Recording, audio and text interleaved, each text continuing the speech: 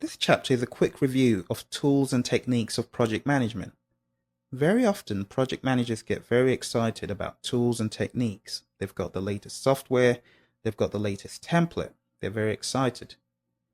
Point number one is tools are useless if they just result in busy work.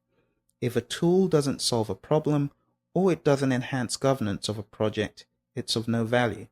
Which takes me to number two. What are the tools being used for? Are they facilitating work and getting work done? Or are they just creating it? It's very important that tools that you choose to use in a project should actually be of value and get work done. Number three, take account of your reports and your tools in-house. It's not enough just to keep throwing out different tools that might be a repetition of some tool that you're actually already using. So take account of what you're using, and whatever you can scale back to get a more lean approach, make sure you do that. Very often there's a lot of redundance in organizations. You see several tools and templates doing exactly the same thing, lots of software doing the same thing. Make sure that you scale back as needed and take account, do an audit of your reports and your tools. Number four, simplicity goes a long way.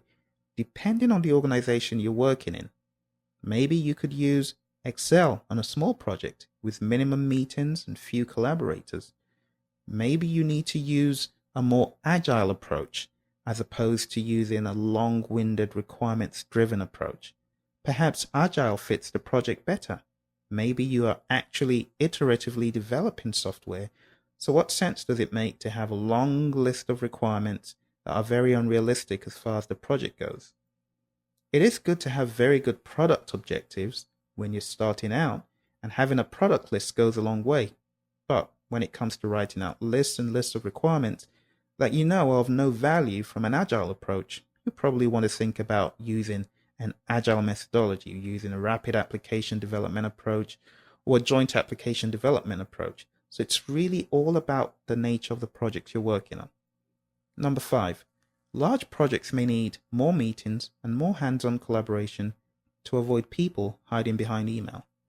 A lot of times people like to hide behind emails, send me an email, I'm not coming to a meeting. They're trying to avoid coming to the meeting because they don't want to get the work done.